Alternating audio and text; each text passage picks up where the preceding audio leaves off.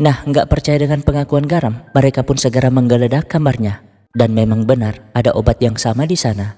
Tapi karena Kejurnas sudah sangat dekat, Jongmen pun setuju tak membawa masalah itu keluar. Karena tujuan utamanya adalah menjadi kepala sekolah.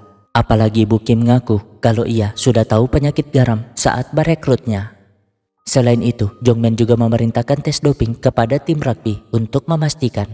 Intinya sih, Jongmen ingin Garam mengundurkan diri. Namun Garam gak peduli lagi soal itu, karena ia sudah gak sanggup bertahan. Alhasil, Garam pun segera dilarikan ke rumah sakit. Tragedi itu tentu membuat yang lain menyalahkan Songjun, utamanya Yongkwon. Padahal kan Songjun lah yang paling sedih atas masalah itu, karena ia juga baru tahu tentang penyakit tersebut. Sementara Garam akhirnya sadarkan diri, di mana dokter marah-marah. Bagaimana mungkin Garam bertahan di kondisi kritis seperti sekarang? Pokoknya Garam harus segera menjalani operasi, apapun yang terjadi.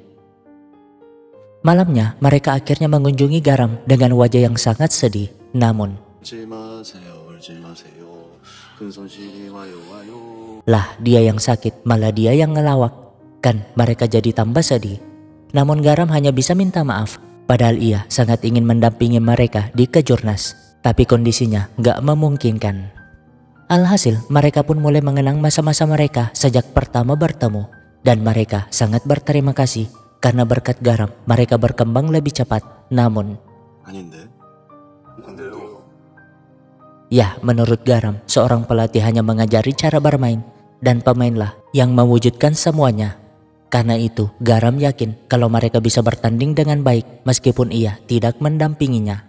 Jadi mulai sekarang, Garam meminta mereka untuk menyatukan hati karena tak ada pemain yang lebih hebat dari sebuah tim. Berharap kondisinya sekarang gak mempengaruhi kepercayaan diri mereka. Mendengar itu, mereka pun pulang dengan semangat meskipun sedih. Tapi Songjun malah meminta mereka pulang duluan karena ia ingin menemani Garam untuk malam ini saja. Ya, selain memberikan sandal yang akan menemani langkah Garam menuju meja operasi, Songjun juga ingin minta maaf. Jujur, kalau ia membeli obat itu karena takut gak dapat bertanding dan mengorbankan rekan setimnya. Sehingga Garam pun menjelaskan bahwa Songjun lebih hebat darinya karena dulu ia tetap mengkonsumsi obat itu. Padahal tahu kalau itu akan menghancurkan semua perjuangannya sebagai atlet. Berbeda dengan Songjun yang justru mampu bertahan. Tapi yang terpenting yang harus Songjun tahu adalah alasan mengapa ia sangat ingin melatih mereka. Jadi setelah Ibu Kang menawarinya sebagai pelatih, ia sebenarnya masih ragu. Hingga suatu hari, ia diam-diam melihat mereka berlatih tanpa pelatih. Ya, Garam sangat ingin melatih mereka, bukan karena kasihan, tapi karena tak ingin melihat mereka berjuang sendiri. Membuat Songjun seketika meneteskan air mata meskipun menyembunyikannya. Paginya ia malah bertemu Jongmen yang mengajaknya bicara empat mata. Ya, Jongmen tahu kalau Songjun lah yang membeli obat itu. Jadi biar nggak ada masalah, Songjun harus setuju mengganti pelatih. Karena itu, Songjun segera menjelaskan kepada yang lain tentang pergantian pelatih itu. Dan tentu saja mereka nggak terima. Tapi mau diapa daripada mereka nggak bisa main di Kejurnas. Namun Songjun tiba-tiba berkata kalau suatu hari nanti mereka mungkin akan dibawa bimbingan pelatih lain. Tapi untuk sekarang ia hanya ingin dilatih oleh Garam. Karena ia sadar bahwa selama ini tim mereka bukan hanya 7 orang, tapi 8 bersama Garam. Jadi satu-satunya cara mereka harus kompak nggak ikut Kejurnas jika pelatihnya bukan Garam. Yang lain sih setuju. Tapi kan Kejurnas itu adalah pertandingan terakhir buat anak kelas 3 seperti Songjun. Namun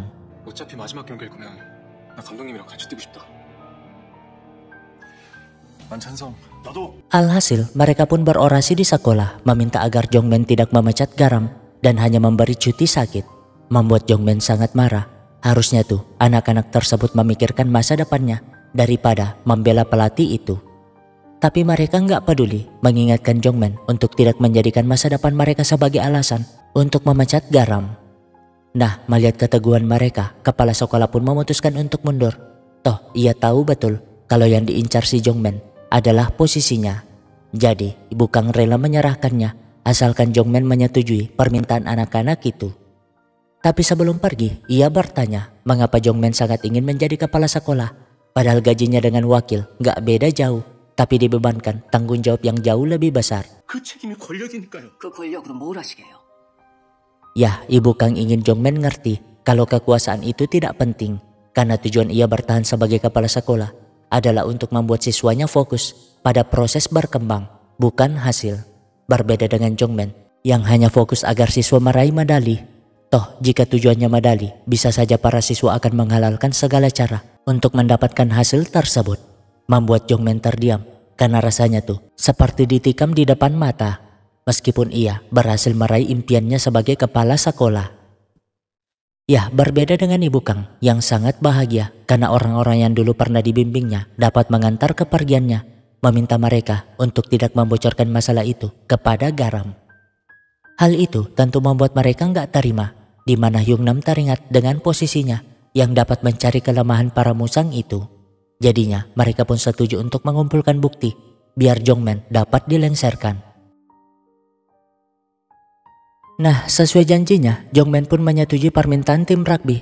Toh, ia juga nggak yakin mereka akan menang. Sementara tim nembak sangat terkejut melihat Ujin ikut seleksi internal. Padahal selama ini Ujin nggak pernah ikut latihan dan fokus pemulihan. Ya, hari ini tim nembak melakukan seleksi dan hanya ada satu pemenang yang berhak mewakili sekolah. Para musang ini sih yakin kalau Solyon yang akan menang mengingat kondisi Ujin yang belum pulih. Tapi setelah tembakan pertama, ya, kecintaan Ujin dengan menembak membuatnya pulih lebih cepat. Yang pasti para musang sangat terkejut. Nah, setelah Solyon menyelesaikan tembakannya, ada selisih 9,9 poin dengan Ujin. Artinya di tembakan terakhir, Ujin harus mendapat minimal 10 poin. Dan bagi para musang, itu nggak mungkin terjadi. Namun, ya, Ujin berhasil memenangkan seleksi, membuat ayah Solyon marah, segera pergi dengan wajah cemberutnya. Berbeda dengan ibu Ujin yang ingin menghampiri anaknya, tapi Ujin malah langsung memeluk pelatihnya. Jadi semalam, Ujin sebenarnya masih pesimis setelah melihat tembakannya yang masih di bawah rata-rata. Sehingga Iji pun menunjukkan hasil tembakan yang selalu berkembang dari hari ke hari selama Ujin pemulihan. Jadi, ia meminta Ujin gak khawatir akan hasilnya. Setidaknya Ujin berani berproses untuk lebih baik dari hari kemarin. Dan sekarang usahanya itu pun gak mengkhianati hasil, membuat si kambing sangat kesel. Nah, sang ibu yang tahu cedera Ujin mulai protes mengapa Ujin gak menyampaikan kepadanya. Tapi ya, karena ibunya sudah sangat mengecewakannya, Ujin pun memutuskan untuk mengurus dirinya sendiri. Dan mulai sekarang medali emas yang dimenangkannya akan menjadi miliknya, bukan mimpi dan ambisi yang gak bisa ibunya wujudkan dulu. Di saat yang sama, musang ini pun protes ke Jongmen. Bagaimana bisa anaknya lolos beasiswa itu jika tidak memenangkan seleksi tadi. Tapi ya, Solyon yang mendengar itu tentu sangat marah. Padahal ia milih jadi atlet nembak karena itu salah satu olahraga paling adil dan sulit dicurangi. Membuatnya sangat malu punya bapak macam musang berbulu domba. Alhasil, Solyon pun segera minta maaf sekaligus memberi selamat kepada Ujin. Berjanji gak akan kalah di pertandingan selanjutnya. Tentunya gak pakai cara curang.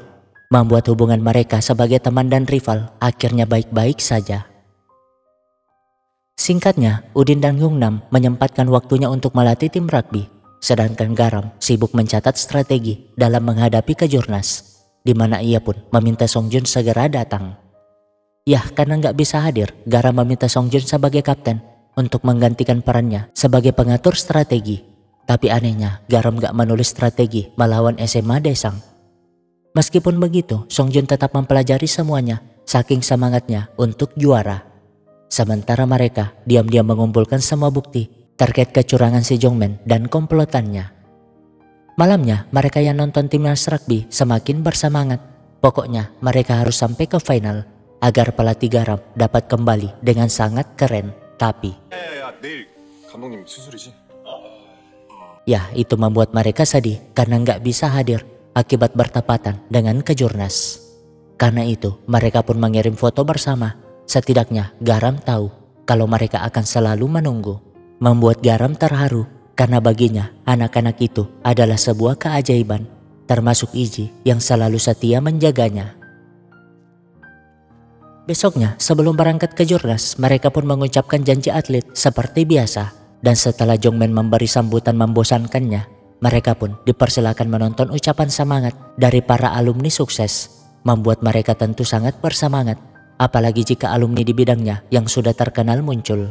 Berbeda dengan tim rugby yang sedih karena mereka gak punya alumni sehebat tim lain. Namun ya, itu adalah Garam yang gak hanya memberi semangat, tapi juga menyebut nama lengkap semua pemainnya. Bukti kalau ia tuh bukan sekadar pelatih, tapi rekan setim mereka. Di mana Garam berkata kalau SMA lain pasti menganggap kalau tim mereka lah yang terlemah. Tapi ia menjamin bahwa di antara semua tim, mereka lah yang berjuang lebih keras. Seperti kata pepatah, hanya orang yang jatuh berkali-kali yang belajar cara untuk bangkit lagi. Dan semua itu kini ada dalam diri mereka masing-masing. Sehingga ya, alasan Garam gak memberi taktik melawan SMA Desang karena ia berjanji akan mendampingi mereka di final. Membuat mereka semangat dalam harunya, berjanji akan menunggu sang pelatih di final nanti. Singkatnya, pertandingan pun dimulai di mana mereka berjuang memenangkan setiap pertandingan. Begitupun si Garam yang berjuang di meja operasi. Meskipun kondisinya sangat kritis, ditunjukkan dengan dokter yang panik, bahkan sudah menggunakan alat pacu jantung. Beberapa hari kemudian, mereka akhirnya lolos ke final melawan SMA Desang. Hanya saja mereka sangat sedih karena sang pelatih belum juga muncul, padahal pertandingannya akan segera dimulai. Gak berapa lama, paket dari Garam pun datang yang berisi taktik melawan SMA Desang. Membuat mereka lagi-lagi harus bersedih karena sang pelatih pasti gak akan datang.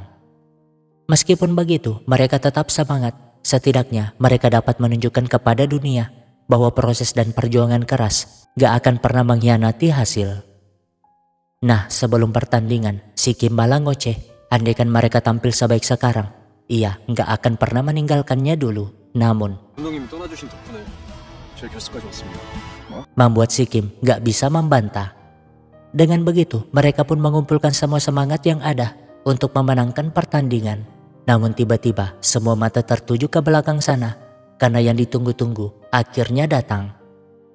Yah, Garam akhirnya muncul dengan kebanggaan yang sama seperti dulu ketika ia menjadi legenda timnas. Yang pasti mereka segera memeluknya saking senangnya. Padahal kan luka operasi Garam belum sembuh.